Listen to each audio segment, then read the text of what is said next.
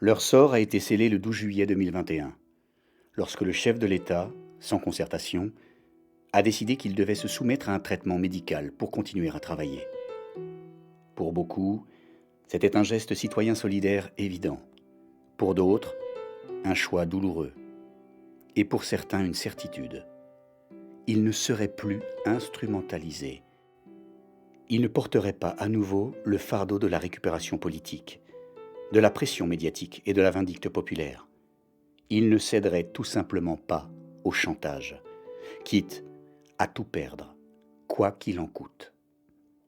En 2 ans, ils ont tour à tour été en sous-effectif, sous-employés, démissionnaires de conseils d'administration, battus dans la rue pour avoir supplié des moyens, exposés à un virus inconnu dans la panique générale, envoyés au front en étant malades, mis en danger sans protection, vêtus de sacs poubelles, avec des masques et des gants de fortune, volontaires exténués, empilant les heures supplémentaires, injuriés et rejetés par leurs voisins en rentrant de gardes interminables, applaudis et adulés par toute une nation, glorifiés en chansons, exploités, achetés par une prime ridicule, menacés par leurs ordres pour ne pas prescrire ou soigner, victimes de chantage pour accepter un traitement en phase expérimentale, incriminés d'être des lâches, des traîtres et des égoïstes, avant de tomber dans l'indifférence et l'oubli collectif.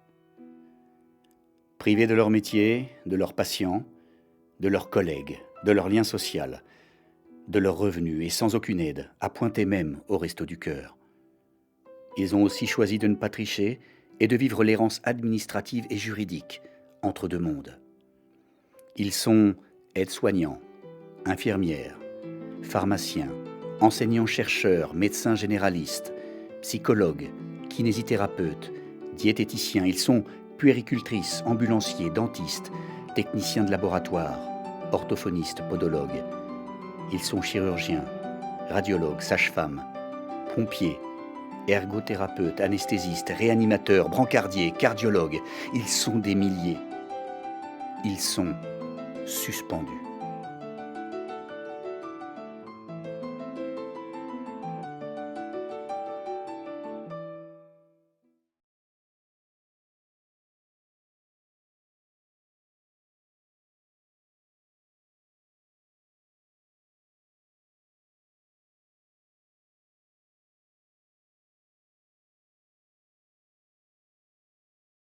Alors, je m'appelle Caroline, je suis psychologue clinicienne, hypnothérapeute. J'ai 51 ans, j'ai 4 enfants. Je suis salariée dans une institution psychiatrique depuis 3 ans et j'ai été suspendue le 15 septembre 2021. Je m'appelle Eric, j'ai 54 ans. Je suis père de famille de 6 enfants, marié depuis 27 ans. Nous avons même un petit-fils. Et je suis chirurgien dans un hôpital des Hauts-de-France. Mais depuis le 15 septembre 2021, je n'ai plus le droit d'exercer. Je m'appelle Aurélie, j'ai 43 ans, je suis maman de 2 enfants. Je suis sage-femme et j'ai démissionné début octobre 2021. Je m'appelle Grégory Pamard, je suis médecin généraliste, j'ai 33 ans, 4 enfants et j'ai interrompu mon activité professionnelle le 15 septembre. Je suis Judith, je suis maman de 2 enfants, j'habite en Savoie, dans les montagnes, et je suis cardiologue et réanimatrice. Donc j'ai arrêté de travailler depuis l'été dernier suite aux décisions gouvernementales. Je m'appelle Louis. J'ai 3 enfants. Donc ça change pas mal la donne. J'ai 43 ans. Je suis médecin anesthésiste réanimateur. Jusqu'ici. Demain, je sais pas. Je m'appelle Carole, j'ai 40 ans, j'ai 3 enfants et je suis mariée. Et puisque je ne le suis plus, j'étais maître de conférence et praticien hospitalier à la PHM. Donc j'avais une triple casquette en fait. J'avais une casquette hospitalière dans laquelle je m'occupais de faire le diagnostic des maladies infectieuses à l'IHU. J'ai aussi une casquette d'enseignant universitaire à la faculté de médecine et une troisième casquette qui était de faire de la recherche. Voilà, et depuis le 9 octobre, j'ai été suspendue parce que j'ai refusé la vaccination. Ça me fait bizarre de me présenter comme ça parce que en fait, ça commençait toujours comme ça pour les concours qu'on passait pour la fonction publique pour devenir MCU. Donc j'ai toujours commencé bonjour, je m'appelle Carole, j'ai 40 ans, j'ai 3 enfants, je suis mariée, je suis MCUPH. Et là, je devais dérouler mon cursus universitaire, mon cursus hospitalier pour me permettre d'avoir le poste que j'ai perdu aujourd'hui. Donc ce poste, je l'ai eu en 2017 et je l'ai perdu en octobre 2021. Donc ça fait pas beaucoup de temps pour beaucoup d'études et pour un long parcours parce qu'en fait non seulement il y a les études mais ensuite il faut passer une deuxième thèse, une thèse de sciences.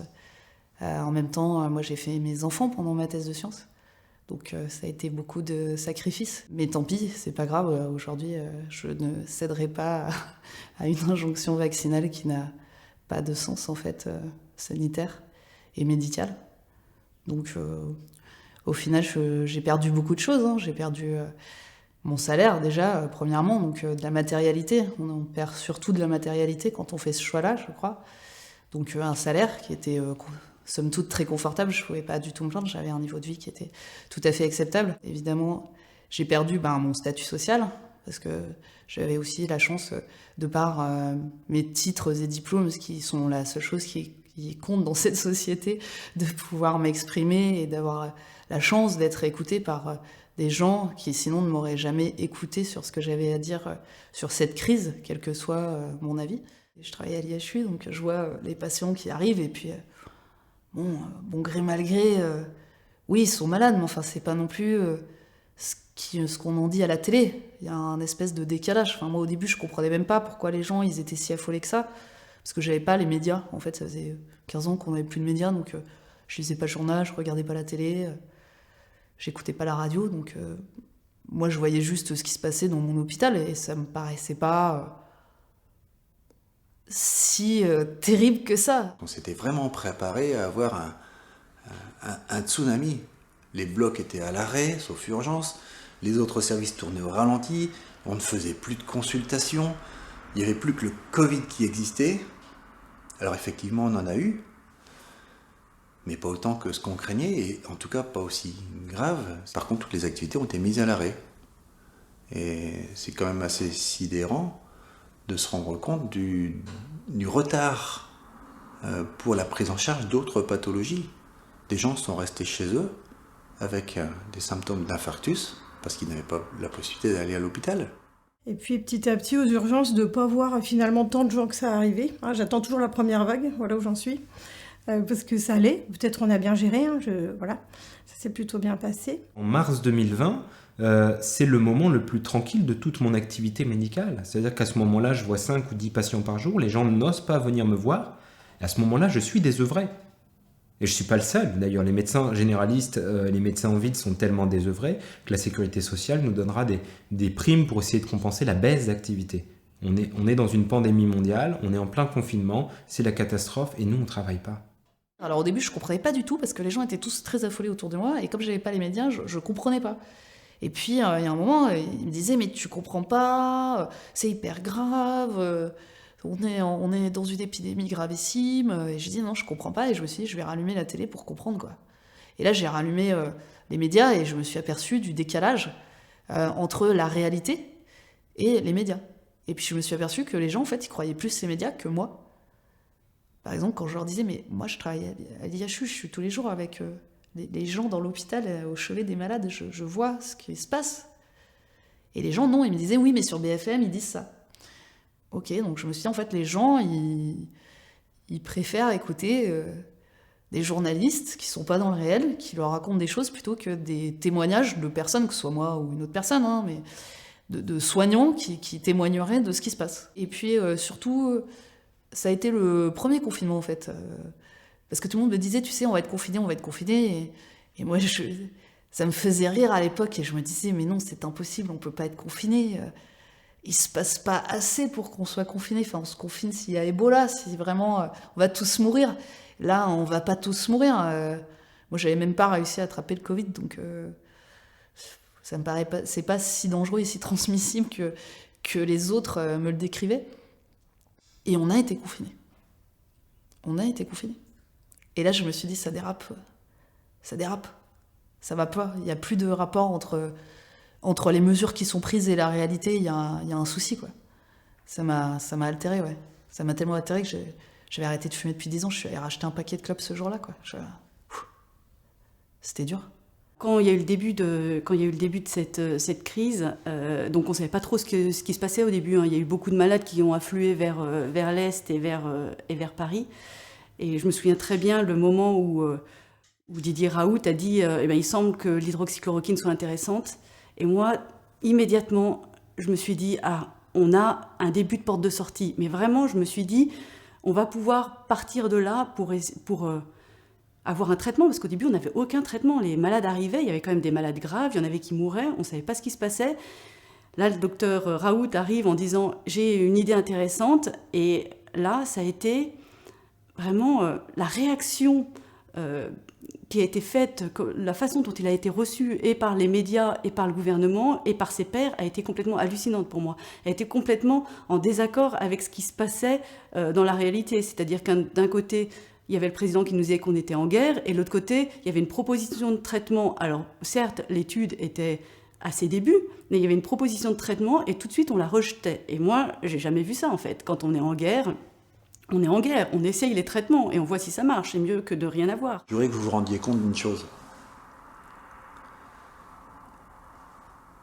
C'est la première fois, à ma connaissance, qu'un homme politique, eût-il été médecin dans une vie antérieure, se soit permis d'interdire à des médecins de prescrire un médicament hyper connu. Pile poil au moment où on pourrait en avoir besoin. C'était sans forcément préjuger de son efficacité. Mais si on nous présente une maladie virale extrêmement dangereuse, extrêmement contagieuse, qui va menacer toute la population, eh bien, dans ce cas-là, on autorise les médecins de prescrire ce qui leur pense être juste. On autorise, quand on est en guerre, on autorise à ce que les soldats utilisent toutes les munitions. Et là, c'est comme si on nous donnait un fusil, mais on ne donnait pas les cartouches. Et pour moi, ça, c'est vraiment grave ce qui s'est passé. Parce que jusqu'à maintenant, la médecine, elle partait de l'expérience du médecin. C'est-à-dire que le médecin voyait des malades, il voyait des cas, il voyait des situations complexes qu'on n'arrivait pas à résoudre, et il cherchait une solution. Et puis, il tâtonnait. Et puis, au bout d'un moment, il tâtonnait, il trouvait une ébauche de solution, et on la confirmait. Et là, d'un coup, on rentrait dans un autre paradigme. Non, en fait, l'expérience du médecin, on n'en a plus besoin. Et ce qui était sidérant, c'était de voir que mes collègues, en fait, adhéraient à cette façon de faire. Et ça leur posait pas de problème de constater qu'on n'avait pas le droit de prescrire ce médicament-là. Ah oui, non, mais c'est pas dans les recommandations. Alors on le fait pas. Comment on peut interdire, comment on peut dire à un médecin, en fait, tu as peut-être quelque chose qui marche, tu n'as aucune solution, il y a peut-être une solution, mais tu n'utiliseras pas cette solution. Et pour moi, vraiment, ça a été le début, ce qui m'a mis la puce à l'oreille au début de l'épidémie. Et donc, évidemment, à partir de là, j'ai commencé à faire la littérature, à m'appliquer, à regarder ce qui se passait au niveau scientifique, et j'ai compris qu'on était dans un grand décalage, en fait, entre ce que nous servaient les médias et le gouvernement, et ce que disait réellement la science. Ce traitement pouvait marcher. Associé à d'autres, peut-être, mais ça pouvait avoir une efficacité, ça pouvait permettre de sauver des vies. Et on l'a interdit. Et ça ne posait pas de problème à mes collègues. Petit à petit, les médias nous ont dit c'est pas vrai. Et on s'est divisé entre nous. Et en fait, prescrire l'hydroxychloroquine, c'est devenu une pomme de discorde. Donc on n'en parlait plus. On parlait jamais de thérapeutique antivirale précoce. Par contre, on abordait des sujets très compliqués, qui là n'étaient pas clivants. Et moi, je prescrivais de l'ivermectine. Et le pharmacien de l'hôpital a dit « Je suis politique, tu prescris ça de manière politique, etc. » Je veux pas te le délivrer. Je dis, mais t'as pas le choix. T'as pas le choix de me le délivrer, je le prescris au RAMM. T'as pas le droit, en fait, de pas me le délivrer. Et puis je vais t'envoyer de la documentation. Je lui ai envoyé plus de 70 articles. Il les a pas lus. Il a continué à dire que ça servait à rien, il a refusé de le délivrer. Il a écrit à mon chef de service, qui lui-même m'a écrit plutôt que de me parler, en disant pas obligé de se battre pour ça, quoi. Pas de vague, s'il te plaît, Louis, fais pas de vague. Et je suis allé avec les familles acheter de l'ivermectine dans la pharmacie d'en face. Arrivé janvier 2021, je me retrouve, moi je faisais beaucoup de consultations avec des femmes enceintes. Dans la même journée, j'ai 4 femmes enceintes qui pleurent parce que je vais accoucher avec un masque, mon mari ne sera pas là, et là je me dis mais c'est pas possible, on peut pas faire vivre ça aux gens, quoi. Une femme, elle a besoin de son mari, et elle va pas accueillir son enfant avec un masque, quoi. Je trouvais ça dingue, surtout que je voyais pas des gens tomber dans la rue, quoi. Hein, c'est pas la définition des grandes pandémies. Il faut se préparer, c'était l'équivalent d'un plan de guerre en fait, hein. Plus qu'un plan blanc, c'était vraiment un plan de guerre. À tel point que on a utilisé tous les respirateurs artificiels qui servent au bloc opératoire, et ceux qui étaient en salle de réveil. En tout, il y en avait 18. On en a juste gardé 2 pour les urgences. Il y avait 18 respirateurs qui ont été retirés du bloc et de la salle de réveil pour être installés dans un service avec des lits, donc une unité de soins qui a été étiquetée unité Covid. Et tout le monde était prêt, les réanimateurs, les pneumologues, les cardiologues, tout le monde était prêt à faire face, et puis on faisait un planning d'équipe pour gérer ce qu'on craignait être un afflux de patients. Il n'y a pas un seul des respirateurs qui a servi. Ça, c'était assez sidérant. Aucun n'a servi. Et puis, tant mieux, parce qu'on a su, après coup, que les patients, moins on les intubait, c'est-à-dire moins on les faisait respirer avec les machines, mieux ils se portaient. Mais au début, on ne le savait pas.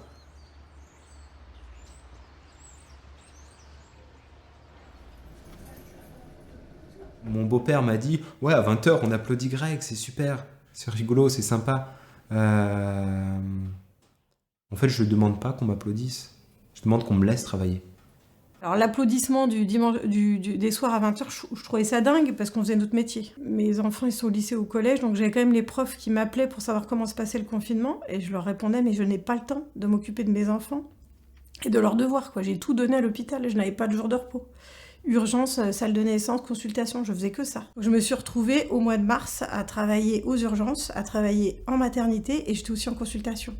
Donc j'avais plus de temps de repos en fait. Donc j'ai beaucoup donné à l'hôpital, énormément. Et puis aussi le manque. Voilà, le masque FFP2, on est à droit que pour 12 heures, alors que normalement c'est des temps beaucoup plus courts. Pas assez de matériel. Beaucoup de patients, beaucoup d'angoisse, mais se retrouver à être habillé avec des tenues de boucher par exemple, parce qu'il n'y avait plus de surblouse aux urgences, des tenues de boucher, après on avait des sacs poubelles, enfin être habillé en sac poubelle c'est quand même très particulier.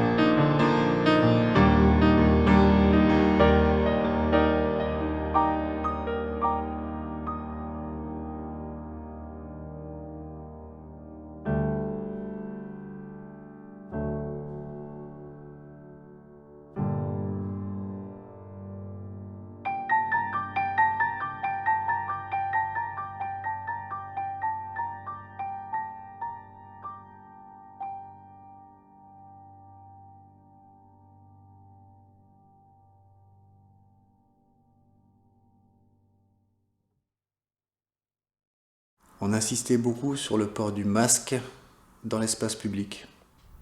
Bon, pour un chirurgien, le masque, c'est quelque chose qui est monnaie courante.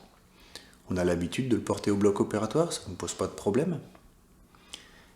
Mais l'obliger dans la vie courante à tout le monde, y compris à l'extérieur, y compris dans des endroits très venteux, là où l'air circule beaucoup, n'avait aucun sens. Je me suis documenté, c'est parce que j'avais entendu des gens qui me disaient ouais, mais vous, au bloc opératoire, vous portez le masque tout le temps, on peut bien faire ça par solidarité avec vous. Bon, ça me paraissait gentil, mais pas très juste. Et puis, j'ai entendu aussi un gars un jour qui m'a dit mais même au bloc, ça sert à rien le masque, alors pourquoi on s'emmerde? J'ai dit attends, mon petit gars, je vais te montrer que ça sert à quelque chose le masque au bloc. Donc, j'ai fouillé sur Internet les différentes études. On a des moteurs de recherche, PubMed, Cochrane, pour aller voir les articles médicaux. Et je suis remonté jusqu'à 1975. Parce qu'il y en a eu des études sur le port du masque dans les milieux aseptiques, au bloc opératoire, dans des salles d'hémodialyse, etc. J'ai tout fouillé. Et à ma très grande surprise, j'ai constaté qu'effectivement, même au bloc opératoire, le masque était inutile. C'était extraordinaire. C'était une découverte pour moi de me rendre compte que sans masque, et d'ailleurs il y a des équipes dans le monde qui opèrent sans masque on peut très bien opérer sans avoir plus d'infections de site opératoire. Plus de patients qui s'infectent à cause de l'opération. Et donc si ça n'a pas de sens au bloc, ça ne peut pas en avoir non plus à l'extérieur du bloc et en toutes circonstances. Virus ou pas virus. Le simple fait de se couvrir le visage fait que, et faites l'expérience en étant dans la rue, on a l'impression d'avoir affaire à des gens sans visage. D'ailleurs, c'est un peu aussi le principe du cryptogramme que vous trouvez dans tous les magasins ou tous les lieux où le port du masque est obligatoire. On voit un dessin avec un visage, le masque est bien mis et, regardez bien, il n'y a pas de regard. Les générations qui vont venir vont nous juger curieusement d'avoir accepté ça. C'était de se mettre à distance les uns des autres. Si on s'aime, on s'éloigne. Si on s'aime, on s'éloigne.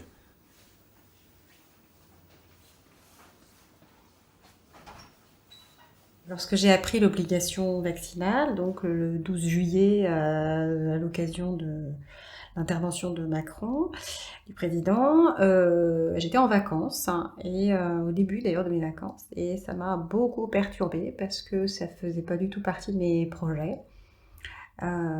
J'ai travaillé à une époque dans les essais cliniques, en tant qu'attachée de recherche clinique, et je m'étonnais beaucoup de ce qu'on faisait de ce vaccin, déjà qu'on a baptisé vaccin, à ma grande surprise, et je me suis dit que c'est pas quelque chose vers quoi j'avais envie d'aller.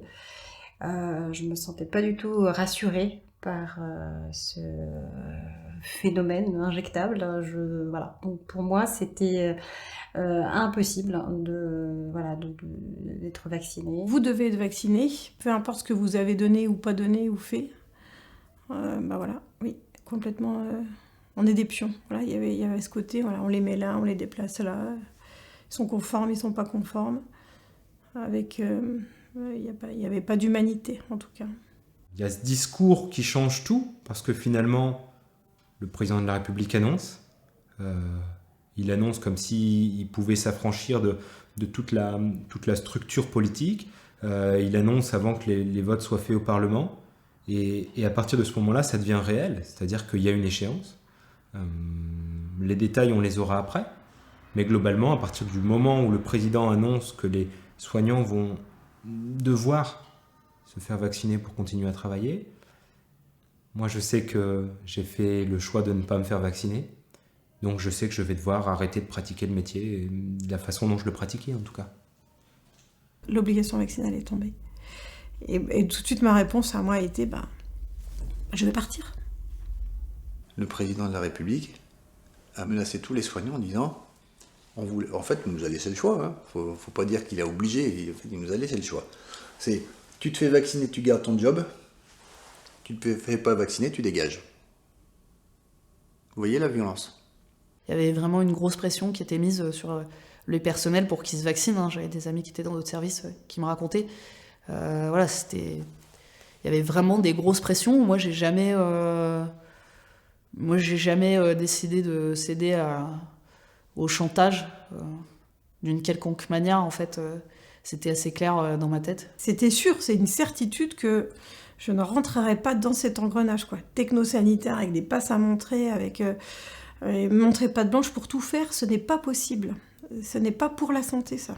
C'est une privation de santé même que de faire ça aux gens. J'ai commencé en fait à comprendre que j'allais arrêter de travailler suite à la mise en place du pass sanitaire, parce que le pass sanitaire, ça a été pour moi l'événement déclenchant.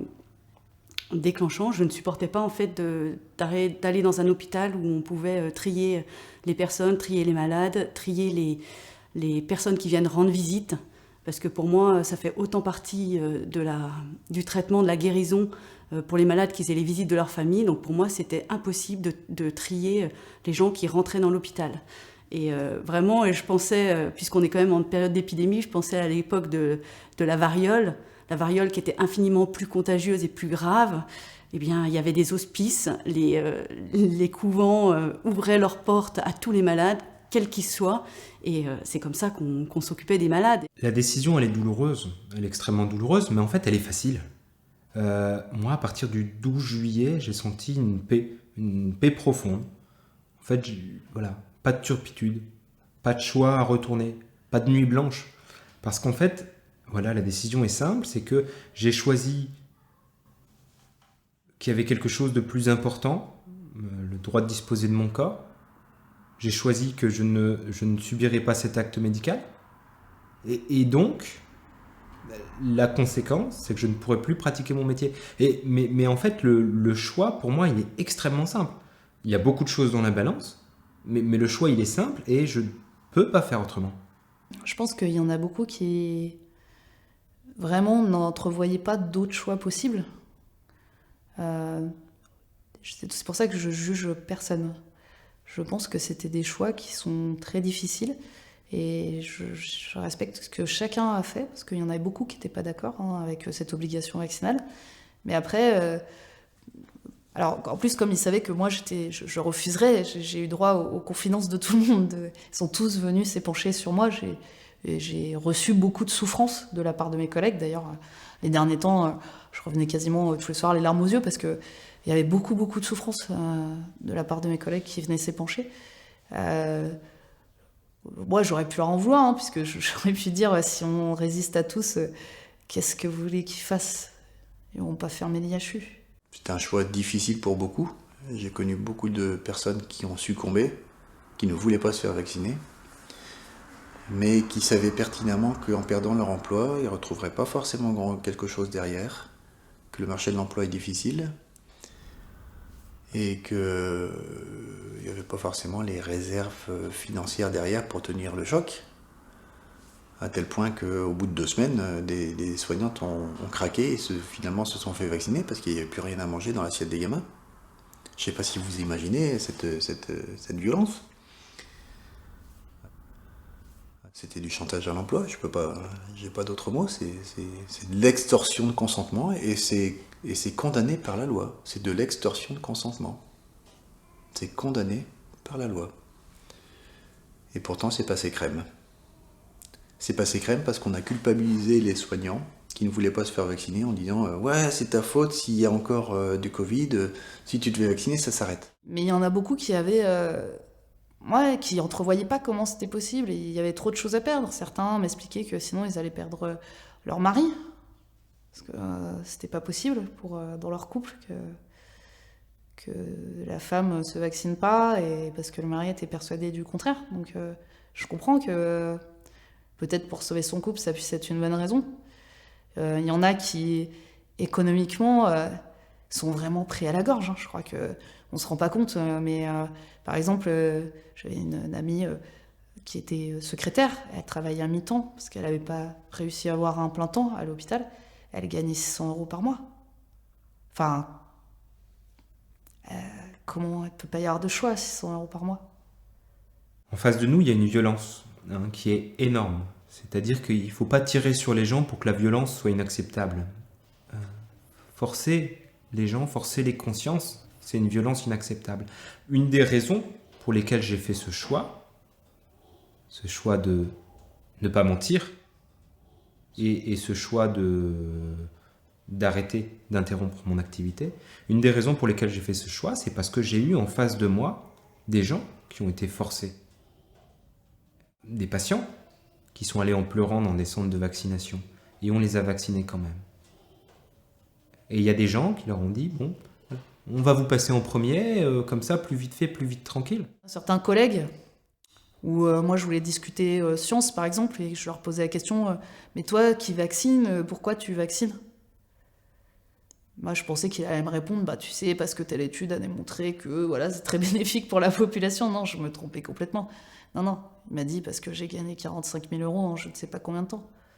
Enfin, ça m'intéressait tellement pas que j'ai pas retenu, mais je me suis dit, bon, là, je vais avoir du mal à lui reparler, quoi.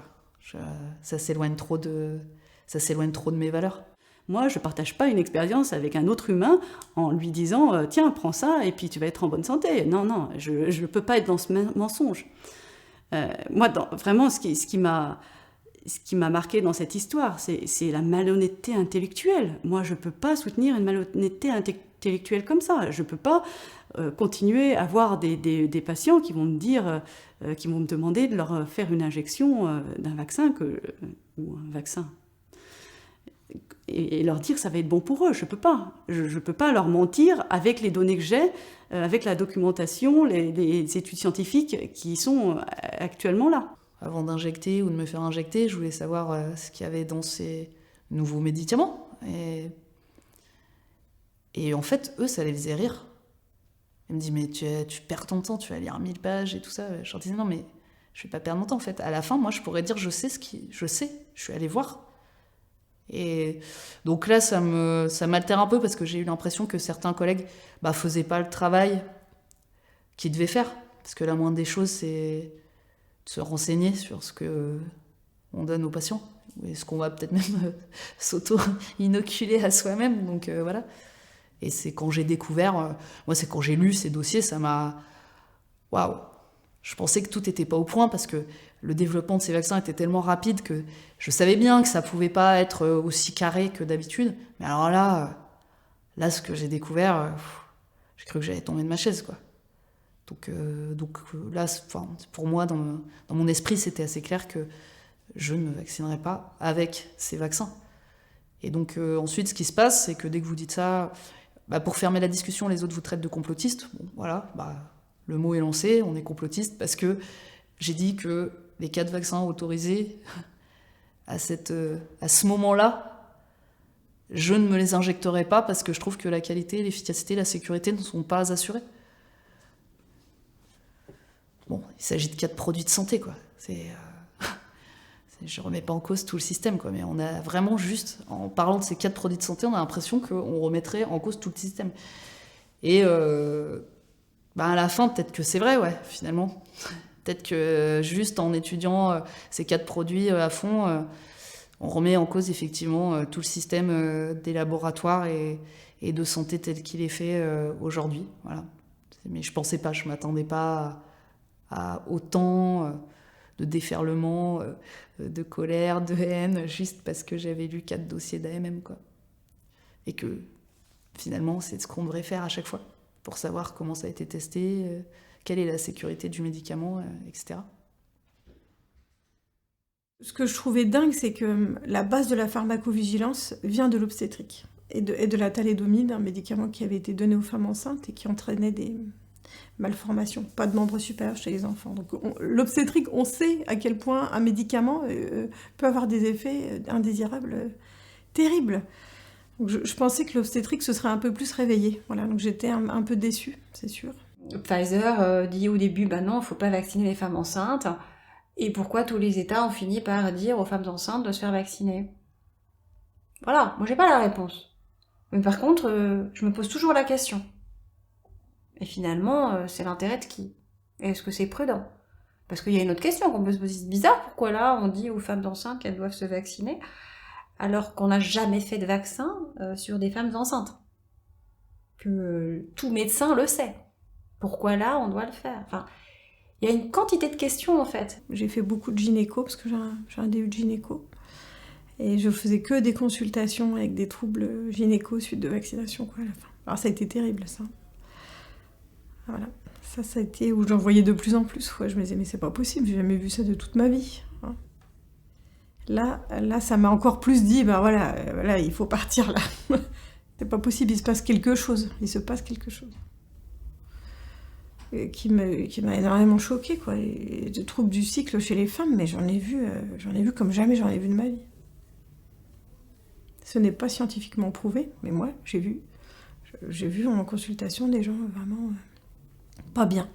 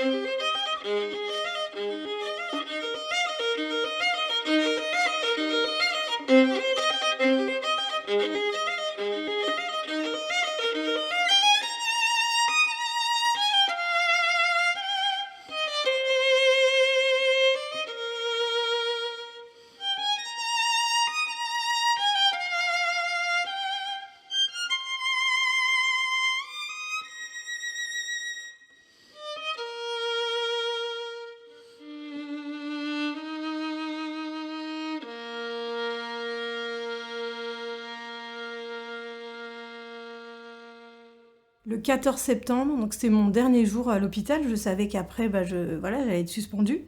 Et le jour de mon dernier jour en consultation, je reçois la lettre qui me dit la dispo, c'est pas possible. Donc ça a été un peu comme une chape de plomb. Alors, ce que j'avais prévu, c'est pas possible. Et en plus, on la prend par un courrier, quoi, qu'on reçoit dans une pochette. Enfin, il n'y avait pas d'humanité, quoi. Ça a été dur, quoi. Avec des réunions avec la direction qui me dit mais c'est pas violent, non, ce n'est pas une sanction, donc j'ai pas de salaire, j'ai plus de travail, mais c'est pas une sanction. Et donc je leur ai dit c'est pas violent, vous trouvez pas que c'est violent? Et ils m'ont dit non, c'est pas violent. Alors je leur ai dit je vais vous raconter ma dernière journée de consultation où j'ai pleuré avec tous mes patients, même les nouveaux patients. C'était dur de mettre fin à tout ça d'un coup, quoi. D'un coup de pas savoir la suite.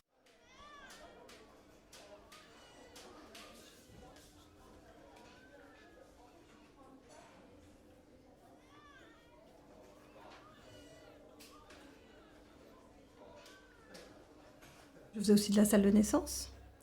Et ce qui était dur, plus j'arrivais vers la date fatidique du 15 septembre, c'était de me dire peut-être c'est mon dernier accouchement. Mon dernier accompagnement de femme, quoi.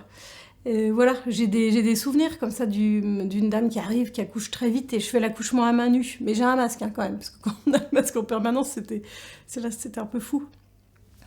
D'accompagner une femme que j'avais rencontrée avant, qui voulait un super projet de naissance et accoucher debout. Et je me suis dit super, on a fait un super accompagnement, elle a pu accoucher comme elle voulait, c'était un très bel accouchement et c'était le dernier. Du jour au lendemain, le 14 septembre, je peux travailler, je peux consulter, je peux opérer. Le 15 septembre, j'ai plus le droit de rentrer à l'hôpital. Ceci malgré toute ma volonté. C'était pas un désir pour moi d'abandonner mes patients, mais il y avait quelque chose qui cloche en fait, qui n'allait pas dans cette injonction qui nous a été faite. C'est un épisode assez particulier de l'existence, parce qu'en fait on vit une situation d'abandon par l'employeur, même de rejet. L'employeur se retranchant derrière cet argument, c'est la loi.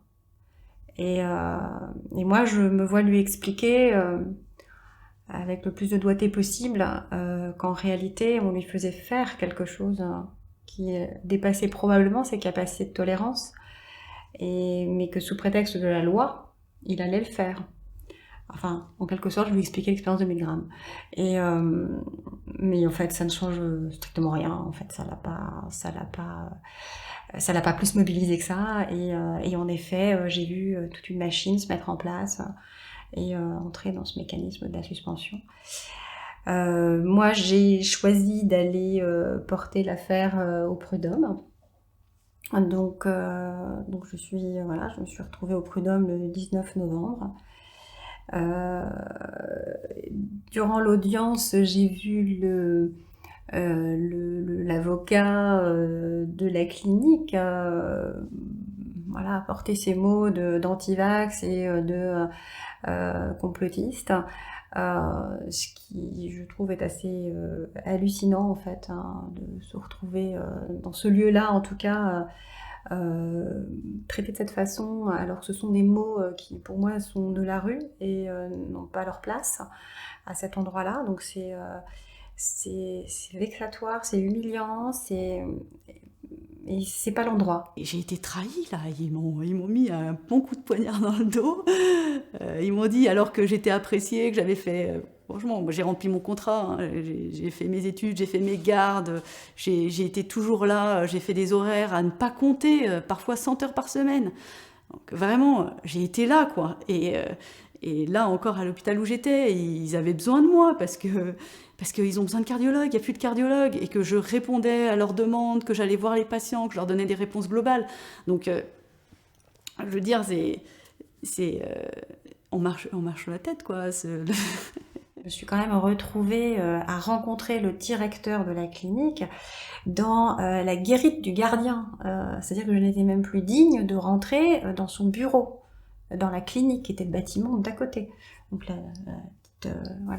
petite cellule du gardien qui faisait 3 mètres sur 3 mètres, et rencontré en plus en présence d'un huissier que lui avait donc convoqué. Qui faisait clairement comprendre que de toute façon il y avait moi je n'ai pas été convoquée, hein, c'est-à-dire que l'huissier lui était bien attendu à cette heure-là pour pouvoir me réceptionner en compagnie du directeur. On se sent trahi parce que du coup, moi, j'étais pas prévenue que j'aurais cet entretien sauvage dans la guérite du gardien, juste à côté de la grille d'entrée, ou de sortie en l'occurrence. Et quand je croisais des gens et que je leur disais je suis suspendue, ils me disaient mais c'est vrai que t'as pas de salaire? C'est vrai ça? Ah ben oui, j'ai pas de salaire. J'ai plus de 200 heures sup parce qu'à l'hôpital il y a beaucoup d'heures sup, hein. Pas payées, qu'on doit me rendre un jour, mais moi depuis 2018 je cumulais des heures sup qui ne m'étaient pas rendues parce que c'était pas possible, parce qu'il n'y avait pas possibilité pour le service. Donc suspendu, pas de salaire, on me donne pas mes vacances, on me paye pas mes heures sup. Est-ce que c'est juste ça? Est-ce que c'est comme ça? Et quand je questionnais les gens, ils étaient très étonnés. Ah bon, ils en parlent pas dans les médias, et on n'est pas au courant, t'as vraiment pas de salaire? Eh ben oui. Eh ben oui. Une institution, c'est une entité qui contient, c'est très maternel en fait, hein, comme image. Et là, d'un coup, on se retrouve jeté dehors, quoi. Donc il n'y a rien de maternel là derrière, quoi. Et sans préavis. On n'est pas prévenu de ça. Enfin, on le sait parce que la loi le dit et qu'on s'y attend et qu'on attendait tous le 15 septembre. Et c'est violent de recevoir une lettre de suspension. C'est violent de voir sa direction et qui on pense qu'on a des liens privilégiés, être complètement froid et dire ah, mais non mais c'est comme ça, vous avez choisi de ne pas vous faire vacciner, bah, c'est de votre faute. Ok, donc vous perdez votre travail. Dans un flou artistique, et mon avenir, bah, on ne sait pas, et combien de temps ça va durer, on ne sait pas, on ne sait rien. Donc on nous laisse dans c'est ça, c'est vraiment suspendu, et ça c'était pas possible pour moi. Donc la démission, en tout cas, était ma solution. Mais je connais des soignants qui sont suspendus, qui ne savent pas quel va être leur avenir, et qui sont, je pense, dans une grande détresse psychologique, vraiment. Et ça j'ai honte, quoi, qu'un État fasse ça à ses soignants, à ceux qui n'ont pas réfléchi, qui sont allés... au début, le Covid, on ne savait pas s'il était très dangereux, sa virulence, et on y est allé, quoi. On a dit, ok, on n'a pas le matériel, on y va, quoi. On y va, c'est notre rôle... On est soignant, on a fait ça, on a fait ses études pour ça, pour être près des gens. Et puis là, après, on nous dit non, mais attendez, vous n'êtes pas des bons soignants parce que vous n'êtes pas vaccinés. Ah, c'est terrible ça, c'est terrible. La suspension, c'est un peu comme un interrupteur. Hein. Le matin, on est prêt à aller au travail et puis on prend dans la boîte aux lettres, il y a une lettre et ah, vous êtes suspendu. Voilà, donc on repose la lettre et on repose son manteau, on rentre chez soi et voilà, c'est fini, on travaille plus. T'as pas dit au revoir aux copains, on prend son téléphone pour prévenir juste son chef, quoi, qu'on viendra pas aujourd'hui parce qu'on est suspendu. Et ça se termine comme ça, quoi, sur un espèce de gros silence. Aujourd'hui, je suis en disponibilité de la fonction publique hospitalière. C'est un drôle de mot pour dire que j'exerce plus, quoi. Je suis au rencard de manière volontaire. D'une part parce que moi, je voulais pas travailler ou pas en fonction d'un diktat imposé par des gens depuis Paris. Et d'autre part parce que je pensais que ma femme pourrait continuer à travailler. Et que donc je pourrais me faire une petite pause de 1 an et demi, 2 ans, à m'occuper de mes enfants. Et ça faisait longtemps que j'avais envie de faire une pause. J'avais envie d'être en disponibilité, de laisser de la place, de l'espace vacant pour prendre du recul. Sauf que ça s'est pas passé tout à fait comme ça. Parce que ma femme aussi a dû arrêter de travailler. Et donc, il y a plus de revenus. Il n'y a plus de collègues. J'ai été vaporisé. Il n'y a pas eu de pot d'adieu. Il n'y a pas eu de pot d'au revoir. Il y a eu une proposition de le faire. Et puis en fait, tout le monde a annulé au dernier moment. Et il y a quelques-uns qui ont pris des nouvelles, qui ont envoyé un texto, un SMS, qui ont appelé. Mais l'immense majorité a disparu comme ça. Moi, j'ai eu de la chance, il y a quelques collègues qui m'ont rappelé voilà, pour prendre de mes nouvelles, c'était sympa. Donc j'ai apprécié, ça m'a beaucoup touchée. Il y en a d'autres avec qui je sais que je resterai en lien, parce qu'on a des affinités qui sont au-delà du professionnel, donc je resterai de toute manière en lien avec eux. Donc eux, voilà, j'avais pas de... C'était pas une surprise que je reste en lien avec eux, mais par contre, j'ai été agréablement surprise par quelques-uns où, voilà, on se connaissait pas plus que ça, et ils m'appellent pour prendre des nouvelles parce qu'ils savent que c'est dur. Comme beaucoup de soignants, je suis partie dans l'indifférence de l'équipe. Ils veulent pas se faire vacciner, ils partent, tant pis pour eux. Voilà. J'ai eu des collègues avec qui j'étais très proche, qui je suis toujours proche, de qui j'ai toujours beaucoup de nouvelles, et d'autres où j'ai eu ce sentiment de ne pas exister, ou d'avoir pas existé. Enfin, ça a été difficile à palper, quoi. De se dire, bon, c'est comme ça. Face à ceux qui ont décidé de se conformer au règlement politique, je crois et j'espère avoir eu énormément de bienveillance. C'est-à-dire que chacun a sa raison de le faire. J'ai l'habitude de parler sans langue de bois. Il y a des gens qui ont décidé de contourner la loi. J'ai pas à juger ça. Ils l'ont fait pour de bonnes raisons. Et de toute façon, moi, je connais pas les cœurs. Et je suis content de savoir qu'il y a encore des médecins attentifs qui peuvent travailler, qui peuvent apporter quelque chose à leurs patients. Et s'ils l'ont fait pour ça, s'ils l'ont fait pour une autre raison, c'est très bien. Il y a d'autres médecins, de ma connaissance, des gens que je respecte énormément, qui ont même choisi de subir cette vaccination. Ils l'ont subi pour continuer à être auprès de leurs patients. Donc, ceux-là, ils n'ont pas menti, ils n'ont pas triché. Ils ont subi un acte qu'ils pensaient être dangereux pour eux, qu'ils ne souhaitaient pas subir, par esprit de service vis-à-vis de leurs patients. Je n'ai pas jugé négativement cet acte, c'est extrêmement courageux. Et je pense que chacun a son niveau de compréhension des choses, donc c'est plutôt un regard bienveillant. Un peu de tristesse, parce que je les aimais beaucoup, mes collègues. J'ai eu beaucoup de compassion pour elles, parce que c'était très dur de faire quelque chose qu'elles ne voulaient vraiment pas faire. Je les ai vues pleurer, elles n'allaient pas bien. D'autres collègues qui avaient décidé peut-être de ne pas réfléchir, ou qui m'ont dit « mais Aurélie, l'état est bon, alors on va faire ce qu'il nous dit ». Voilà. En fait, je me suis rendu compte d'une chose, c'est que mes collègues sont très obéissants. Ils sont très bien, pas de souci, ils sont très bons techniciens, des très bons praticiens, j'ai aucun problème là-dessus, j'étais très heureux de travailler avec eux. Simplement, on ne remet pas en cause l'autorité. C'est un peu ce qu'on appelle le syndrome du premier de la classe. Vous savez, le premier de la classe, c'est l'enfant, quand il est à sa place, à son pupitre, au premier rang, devant la maîtresse, il va croire tout ce que dit la maîtresse. Parce que la maîtresse ne veut que le bien de l'élève. La maîtresse ne peut pas vouloir du tort à l'élève. Donc tout ce qu'elle dit, c'est la vérité. Et il est aidé par ça, par des manuels. Les manuels scolaires, si c'est écrit, c'est que c'est paroles d'évangile, on y croit. Il n'y a pas de souci, c'est écrit, donc c'est la vérité. Et l'élève a de bonnes notes. Mais plus tard, l'élève grandit. La maîtresse a disparu, mais il y a une autre entité qui a pris sa place. Et cette entité-là, c'est l'État. Donc le dialogue entre collègues, il a été bloqué petit à petit. On n'a plus pu aborder aucun sujet. Et par contre, avec les infirmiers et les aides-soignants, là, c'était complètement ouvert. Les infirmiers, les aides-soignants, les gens qui font le ménage, eux, ils avaient l'esprit clair. Eux, ils n'étaient pas pris dans un dogme. Eux, ils sentaient bien qu'on allait les prendre pour des blaireaux et qu'on allait leur faire une clé de bras dans le dos pour les vacciner pour qu'ils continuent à travailler.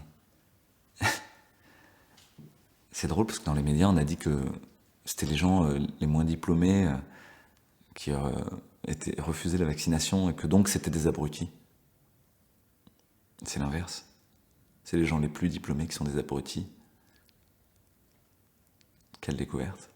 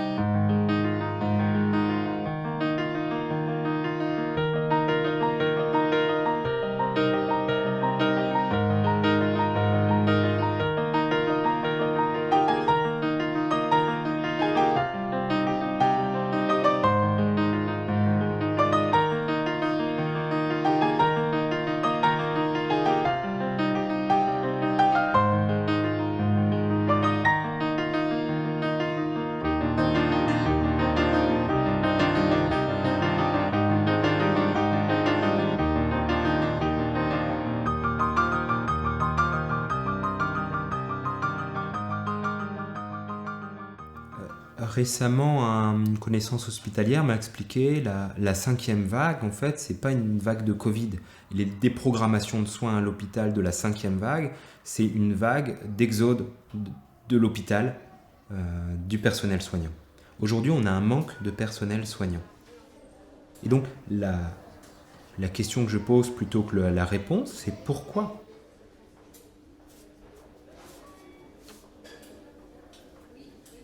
L'hôpital est en chute libre en France. Et on avait un système hospitalier extraordinaire qui est en train de se détruire complètement. Et le résultat, c'est quoi ? Vous allez voir émerger des structures privées. Les gens qui auront les moyens d'accéder à ces structures privées y accéderont pour avoir un soin de qualité, en tout cas un soin correct, ou juste un soin acceptable.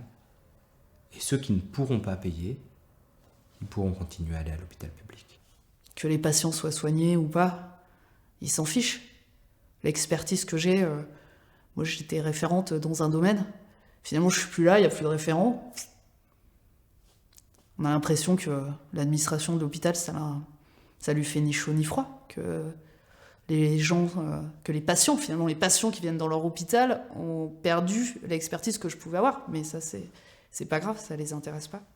Donc je crois pas que malheureusement en fait l'administration se soucie du bien des patients. Sinon déjà il ferait pas de ségrégation à l'entrée de la porte.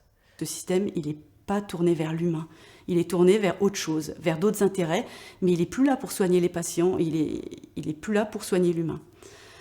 À côté de ça, je voyais l'hôpital qui s'est complètement dans un état de démantèlement hallucinant. Tout le monde, tous mes collègues, en burn-out, ne se sentant ni respectés, ni avec les outils en fait, pour faire bien leur boulot. Sur 1 année ou 2 ans de Covid, la situation a été de pire en pire. Il est en train de mourir, l'hôpital. Enfin, c'est une réalité. Avec des soignants qui vont pas bien, avec des lits fermés, avec des réunions de direction où on nous dit « vous allez faire mieux avec moi ». Avec un grand sourire, mieux avec moi. On a vu le nombre de soignants disparaître, le nombre d'administratifs augmenter, avec des protocoles, avec des cadres sup, avec des cadres... Enfin là, il y a une énorme hiérarchie à l'hôpital. Et est-ce qu'on soigne mieux ? Ben, j'en suis pas si sûre, quoi. Hein, j'ai vu beaucoup de lits de réa fermés. Hein, dans la crise Covid, on avait beaucoup besoin de la réa. Ben, voilà, il y a plein de lits de réa qui ont fermé. On peut plus accueillir les gens. On n'a pas le temps, on est dans un travail à la chaîne. Et les soignants, bah oui, ils sont pris dans cet engrenage et ils souffrent beaucoup de ça. Quelque part, on se sent trahi par l'hôpital. Parce qu'en fait, moi, l'hôpital, si je devais dire un seul mot, c'est l'hospitalité. Pourquoi je travaille dans l'hôpital public ? parce que j'avais pas de prétention salariale ni de faire ça pour de la vénalité. Avec les diplômes que j'ai, si je vais dans le privé, je peux gagner 10 fois plus que ce que je gagne tous les jours. Enfin, une fois par semaine, j'ai quelqu'un qui me débauche pour le privé, enfin qui m'appelle pour tenter de me débaucher pour le privé, pour gagner des sommes faramineuses. Moi, j'ai jamais voulu ça parce que justement, ce que je trouvais beau, c'était l'hôpital public, c'est l'hospitalité, quoi. On accueille tout le monde. Et de voir du 15 septembre, enfin, depuis qu'ils ont mis en place le pass sanitaire, jusqu'à ce que j'ai été suspendue au 9 octobre, en fait, moi, ça me donnait la nausée juste d'arriver devant la porte de l'hôpital où il y a les gardiens qui trient les gens sur un QR code. Voilà. Pour moi, c'est impensable. Il y a toute une partie de la population qui est non vaccinée et qui est stigmatisée. On a des histoires de patients qui nous racontent qu'ils sont aux urgences parce qu'ils sont malades. Et le chef de service des urgences, du bout des urgences, avec tous les patients dans le couloir, comme ça, les pointe du doigt en disant « Vous n'êtes pas vaccinés! Je ferai tout pour que vous ne soyez pas remboursés! Je ferai tout pour que vous passiez le plus tard possible !» Avec du sang dans les yeux, de la bave aux lèvres et la rage dans le cerveau. Ou des gens qui carrément ne peuvent pas être soignés. Ils vont chez le généraliste et ils disent « Je ne suis pas vacciné » parce que c'est la première question qu'on leur demande, qu'on leur pose. Et le généraliste leur dit « Je ne veux pas vous prendre en charge ». Parfois, c'est même marqué sur la porte. La personne a mis un afficheur, une affiche pour dire « Je ne prendrai pas en charge les non-vaccinés ». Un message à mes collègues médecins et à tous les soignants, mais particulièrement aux médecins. Arrêtez d'inciter à vacciner. Soignez les gens. Vous n'avez pas le droit de les abandonner. Personnellement, et je connais beaucoup d'autres médecins dans ma situation, nous voyons en consultation gratuite des gens que vous abandonnez. Des gens que vous n'avez pas voulu voir parce qu'ils n'étaient pas vaccinés. Des gens que vous n'avez pas voulu voir parce qu'ils avaient le Covid. Relisez votre serment d'Hippocrate, c'est insupportable d'entendre ce genre de choses. J'ai reçu des mails de patients qui m'ont retransmis les mails que certains d'entre vous leur ont adressés. Non, c'est pas possible. C'est pas possible. Vous n'avez pas le droit de les traiter comme de la vieille mécanique. Donc réveillez-vous. Et là, pour moi, il y a un franchissement, il y a une transgression. Que le soin, normalement, c'est indépendant de qui tu es. C'est pour ça que je mets une blouse. C'est pour dire, moi, j'ai pas d'importance. Je vais me mettre au-dessus, à côté, par rapport à tout ce qui était d'habitude notre modèle relationnel. Je m'en fiche que tu sois à gauche, à droite. Je m'en fiche que tu sois blanc, brun, gris, vert, jaune. Je m'en fiche que tu aies telle ou telle religion. Je m'en fiche même que tu sois gentil ou méchant. Tu t'es brûlé? C'est toi qui as mis le feu? T'es un malfrat dans les quartiers nord? Et en fait, t'étais en train de torturer quelqu'un? Et ça s'est retourné contre toi, t'es battu, et tu te retrouves en réanimation? Je vais mettre ça de côté. Qui suis-je pour juger? Et que ce que je suis en train de faire, c'est pas un jugement moral. C'est de te soigner. L'abbé Pierre et les communautés Emmaüs, elles ont mis au centre de leur raison d'être ce qu'on appelle l'accueil inconditionnel. Moi j'ai envie qu'on retrouve l'accueil inconditionnel. La personne en face de moi est mon frère. Ça paraît être un mot creux des fois, les gens ne comprennent pas comment ça pourrait être ton frère. Je sais pas, c'est mon frère, ça veut dire on est fait de la même matière, on est les mêmes, lui et moi. On n'est pas différents. Et donc je dois prendre soin de lui aussi bien que je prendrai soin de moi. Et en fait, si vous avez cette spiritualité, vous ne pouvez pas faire de mal à l'autre. Vous ne pouvez pas faire une violence aussi inouïe que vouloir effracter la chair de l'autre. Et puis, vous n'acceptez pas qu'on le fasse. Donc la question c'est, est-ce que c'est un manque de spiritualité d'accepter de se faire piquer quand on ne veut pas?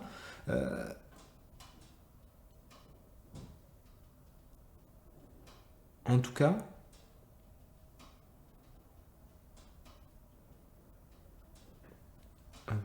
c'est un choix.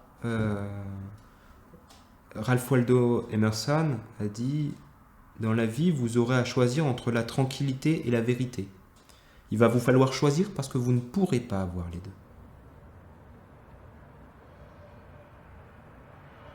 J'ai été hospitalisé parce que j'étais malade. Je suis passé de l'autre côté du miroir.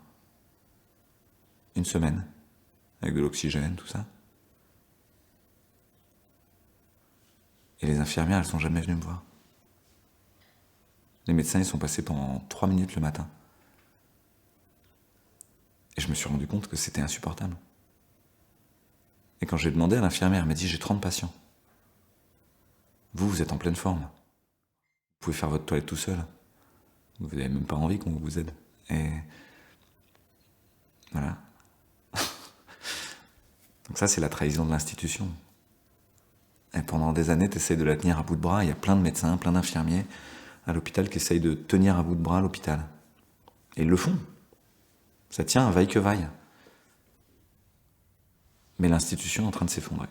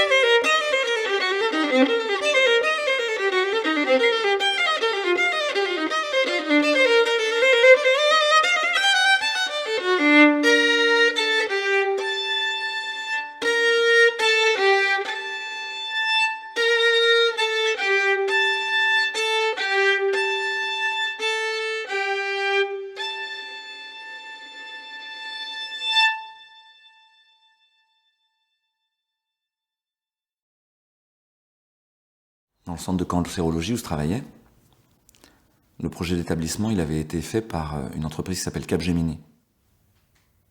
Une entreprise de conseil aux entreprises. Et c'était en grande présentation plénière devant tous les médecins, ce qu'on appelle la CME, la commission médicale d'établissement, une projection de PowerPoint qui venait nous expliquer que la croissance tendancielle du cancer, c'était plus 7%. Je vous dis n'importe quoi sur les chiffres, je me souviens plus. Mais que si on voulait prendre des parts de marché sur le cancer, en PACA, il fallait qu'on soit à plus que plus 7% de croissance. Parce que si on faisait juste plus 7%, on suivait la croissance tendancielle de la maladie. Et donc, ce plus que plus 7%, on allait le décliner par spécialité et par médecin. Et donc, ton service d'allogreffe de moelle, il va falloir qu'il fasse tant d'allogreffe de moelle cette année. Parce qu'il faut qu'il soit à plus 25%. Pas grave si l'allogreffe de moelle, elle ne marche pas. Hein. C'est pas grave si des indications, elles sont foireuses.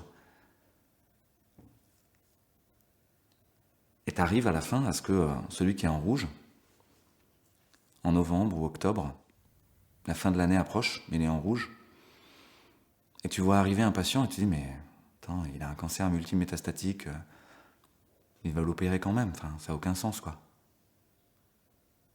Et la personne, après, on la prend en réanimation, parce que ta réanimation, il ne faut pas qu'elle soit dans le rouge, il faut qu'elle soit verte. Et donc tu vas prendre les complications en post-op de quelqu'un qui a un cancer multimétastatique, dont la chirurgie n'avait aucun sens, qui se complique, et où tu vas faire de la réanimation qui n'a aucun sens, mais parce qu'il faut que tu restes vert, et que tu fasses des actes.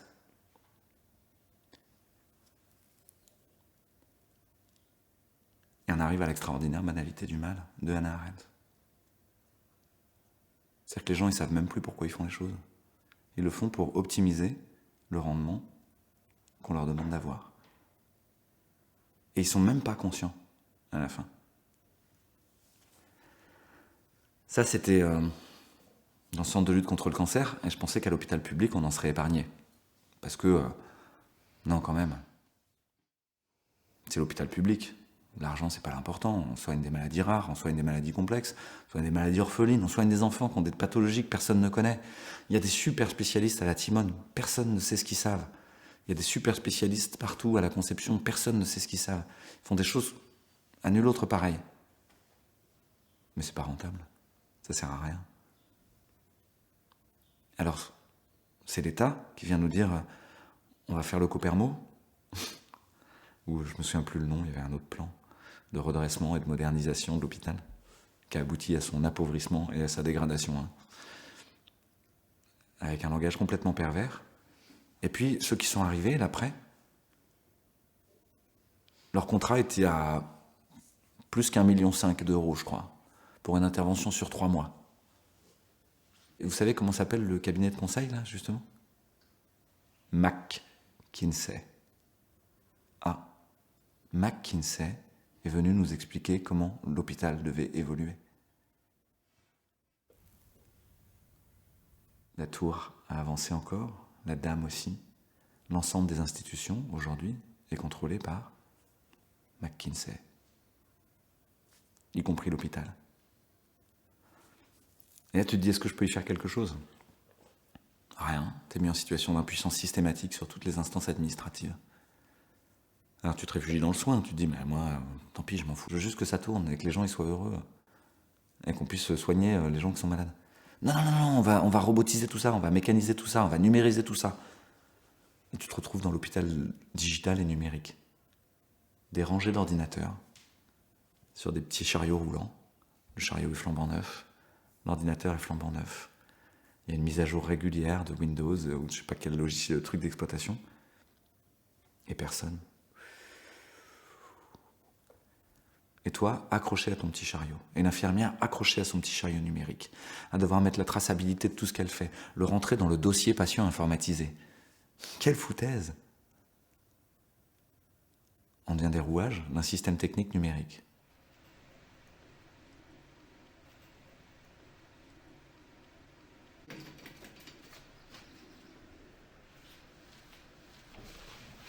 L'hôpital européen, la Fondation Saint-Joseph, tel ou tel hôpital, qu'on appelle des PSPH, des hôpitaux privés participant au service public, bah, eux, ils avaient tout ce qu'ils voulaient. Eux, ils étaient certifiés, il n'y avait pas de problème. Et donc le mandat des directeurs d'hôpitaux, c'était de faire fermer l'hôpital public.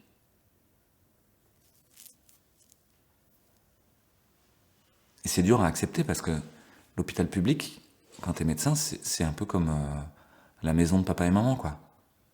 Tu as fait tes études, t'as passé 12 ans, t'as été à l'internat, t'as rigolé, t'as bu des coups, il y a eu des soirées. Le chef de service, il a toujours fait un peu le papa, ou elle a toujours fait un peu la maman.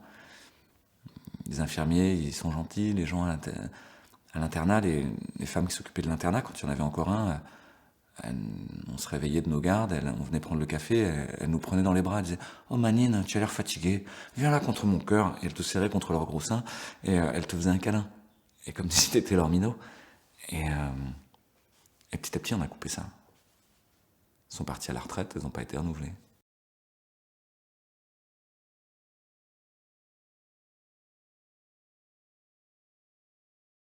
On va mettre en route un directeur QVT. Quoi? Qualité de vie au travail. Il y a un directeur qualité de vie au travail.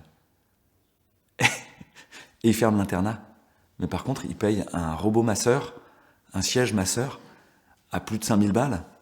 Et tu vois arriver un énorme carton dans le service, et t'as un truc en sky noir, dégueulasse, qui vient du fin fond de la Chine, et où on va jouer pendant quelques jours avec les programmes sur la télécommande, pour voir si ça masse plutôt le haut du cou, ou le bas du cou, ou le truc. Et on dit, c'est ça, QVT. Là, je vais vous raconter une histoire. Un jour, il y a la directrice des soins, celle qui est en charge de tous les infirmiers, infirmières et du programme de qualité des soins des infirmiers, infirmières. Comme ça, hein, un petit peu avec le petit doigt en l'air. Il n'y a pas de fenêtre, ça doit être très très dur. Bah, l'infirmière dit bah non, ça va, enfin, vous savez, déjà on a un chariot qui roule avec des roues qui vont bien, on a du matériel. La peinture s'écaille pas de partout, il n'y a pas des fils électriques qui pendent, c'est déjà pas mal, quoi. Ah ouais, mais enfin bon, vous restez toute la journée ici. Faut que je fasse quelque chose. Je vais vous payer un casque de réalité virtuelle. De quoi elle parle? C'est ça qu'il y a dans la tête de nos directeurs, de nos responsables. Que la qualité de vie au travail, c'est un casque de réalité virtuelle. Et pendant ce temps, la Timone, ça s'effondre. Il y a des courants d'air de partout, il y a des fils électriques qui pendent. Et on dit, ouais, mais ça va, c'est votre faute, il faut que vous améliorez votre qualité des soins, que vous mettiez des process en route plus efficients. Vous n'êtes pas assez efficient. Mais il y a aussi des gens qui ont compris qu'on est dans le naufrage. Maintenant, il y a une bifurcation. La reconstruction, soit elle est faite par les gens de Davos, par les gens de la technocratie, par les gens qui sont par les médias au pouvoir. Et dans ce cas-là, on ira vers une société automatique, une société numérique, où il n'y a pas la place pour l'humain, où tu es un rouage. C'est la proposition qui est faite aux soignants. Tout s'effondre. Mais souscrit à l'abonnement vaccinal, devient un rouage de mon système d'obsolescence programmée. On fera les mises à jour régulièrement et tu pourras rester dedans.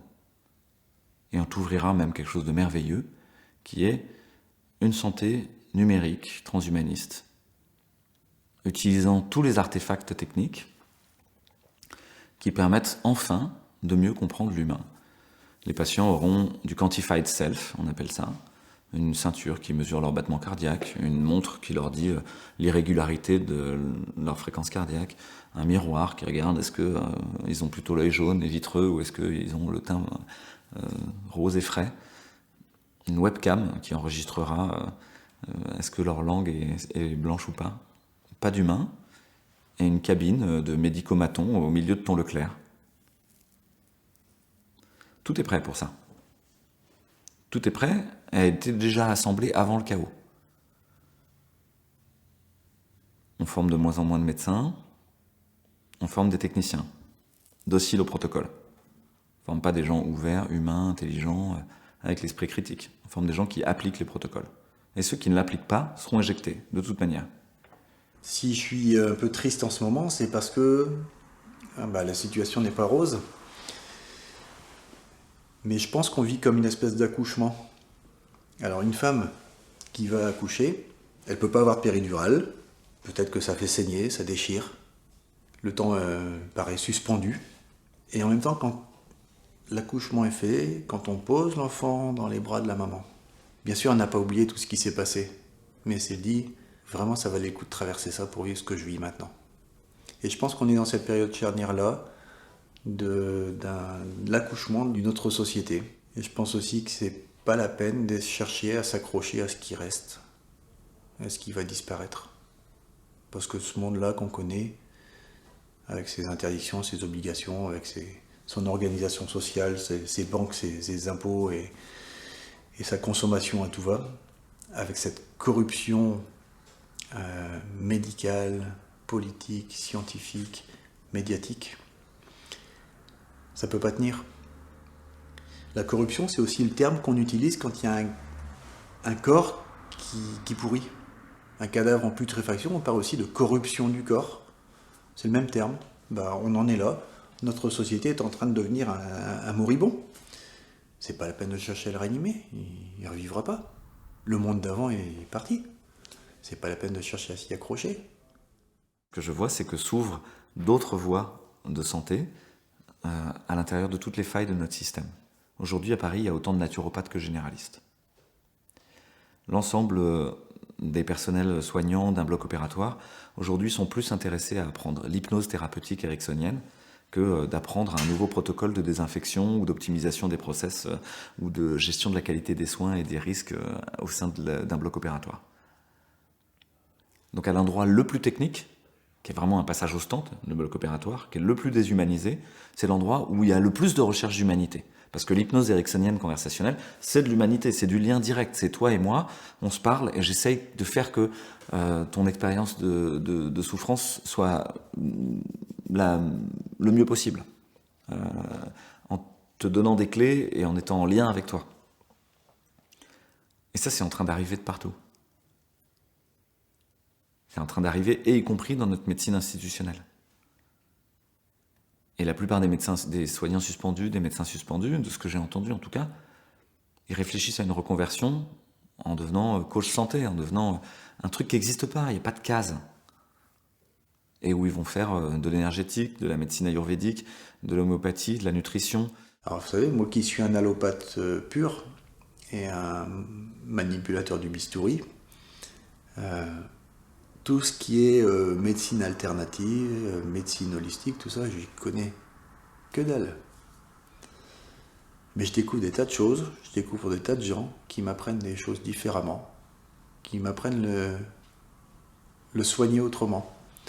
Et ça, c'est une des grandes richesses de cette crise qui nous traverse. C'est qu'on est mis en lien les uns avec les autres. Je suis obligé d'être avec d'autres et de créer un système autour. Le vide qui est laissé par l'effondrement et l'involution de notre système de santé, il laisse la place à plein d'autres choses. Et c'est à nous de l'inventer. Et la limite, c'est la créativité.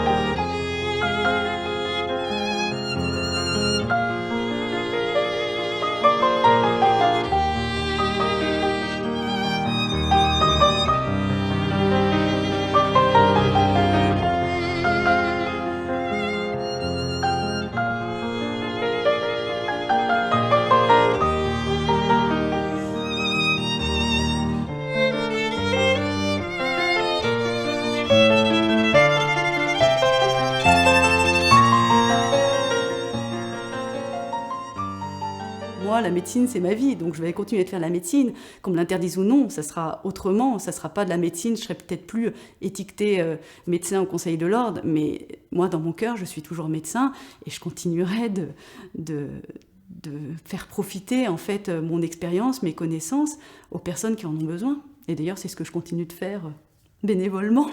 Soignant, vous l'êtes, vous le serez toujours. Et ça a un sens, soignant. Prendre soin d'eux.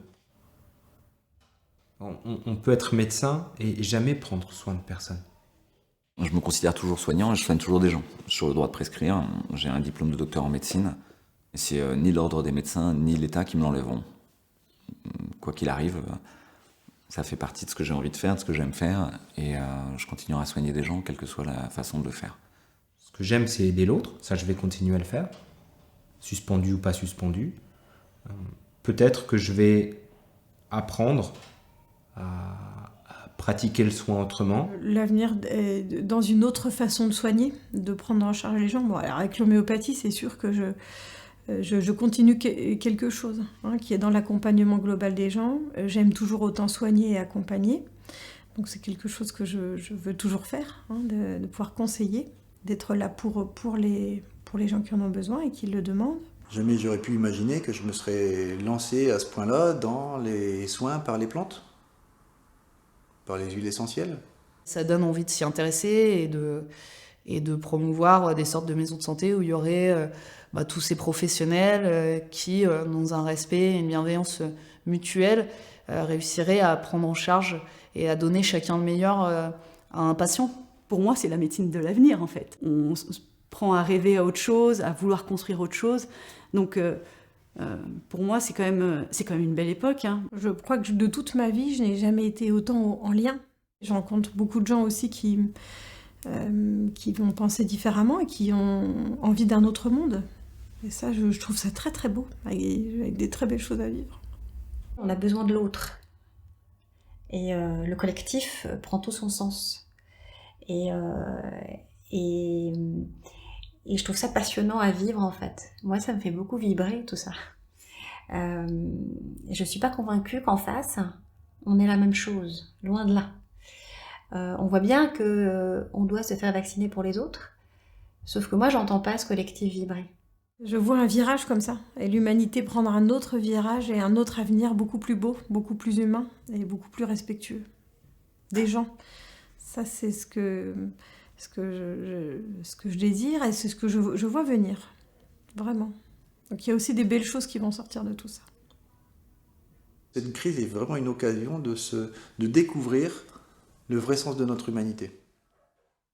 Et rien que pour ça, j'ai beaucoup de gratitude envers ceux qui nous obligent à vivre ce genre de transformation, hein.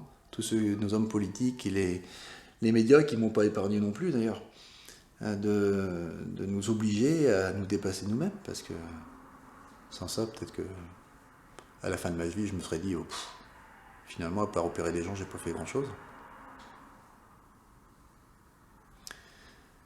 Vivons cette période de transition avec beaucoup d'optimisme et beaucoup d'espérance. Je pense que c'est ça le mot clé, c'est l'espérance. Et vous pouvez l'écrire avec un E majuscule. C'est plus que de l'espoir. L'espoir peut être déçu, l'espérance, jamais.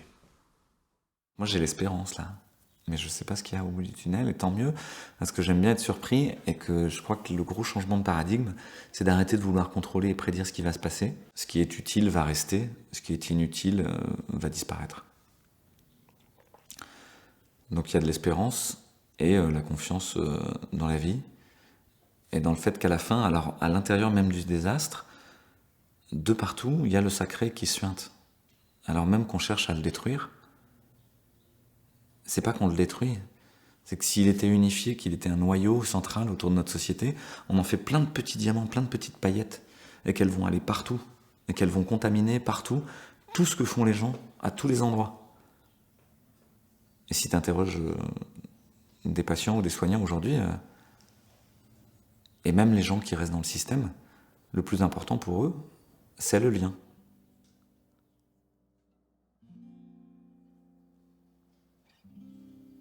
Et c'est ça qui est sacré, le lien.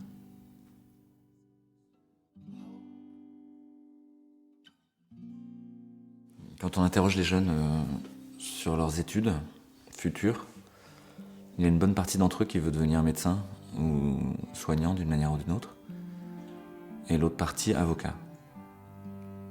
Et une dernière partie ingénieur. Je trouve ça rigolo parce que peut-être c'est le vrai besoin de notre société. C'est qu'elle se soigne.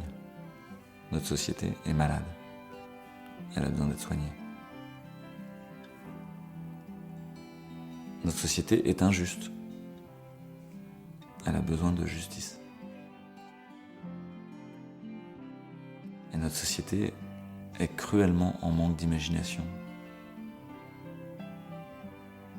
Elle a besoin de créativité.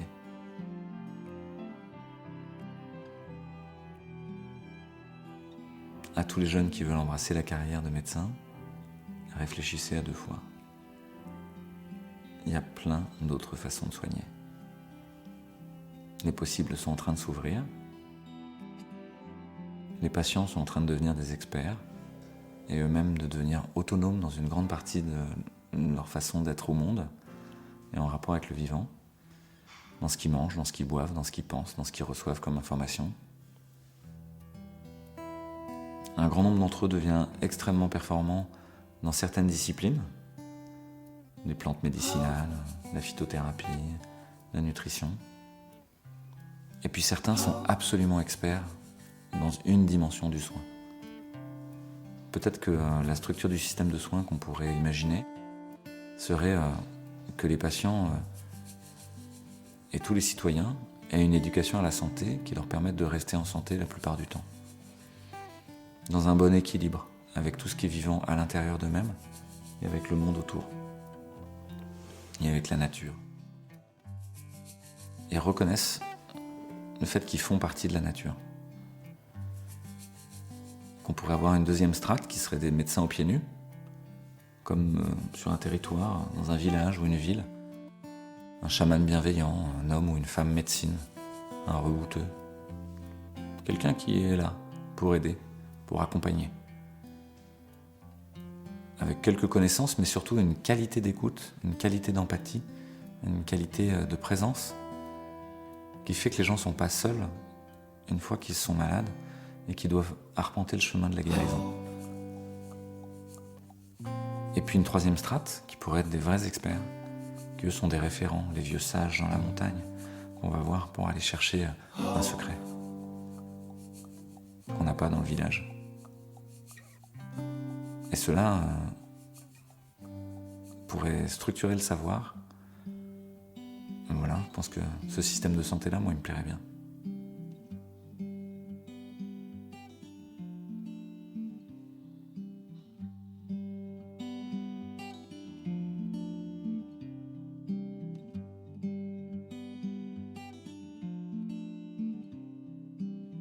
Aujourd'hui le monde se sent vivant. Aujourd'hui on sait qui l'on est vraiment. Aujourd'hui de vrais signes de changement. Le monde s'est arrêté, puis est reparti autrement.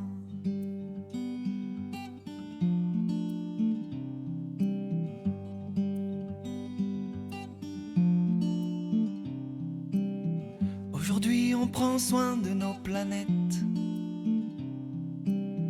Aujourd'hui le calme après les tempêtes.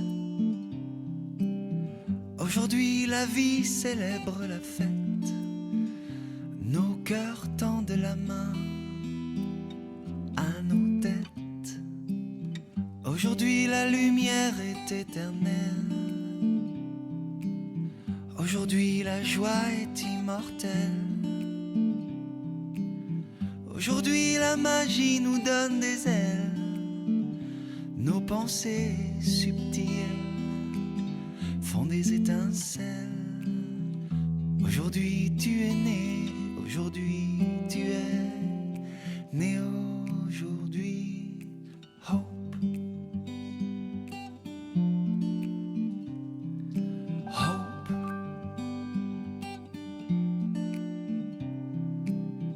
Aujourd'hui on serre la vie. Aujourd'hui on sait dire oui. Aujourd'hui l'harmonie sans le conflit. Le bien a disparu, puisque le mal aussi. Aujourd'hui la peur n'a plus sa place. Aujourd'hui le bon sens la remplace. Aujourd'hui la déférence et plus de race. Les humains se réveillent, se rencontrent et s'enlacent. Aujourd'hui tu es né, aujourd'hui tu es né aujourd'hui. L'espérance qui renaît des cendres et d'après. Hope, hope. L'homme sort de son armure, fraternise avec la nature. On se souvient de l'amour, de retour du futur. Le monde tourne bien, les plus sont plus nombreux que les moins. On aime l'amour, il nous le rend bien.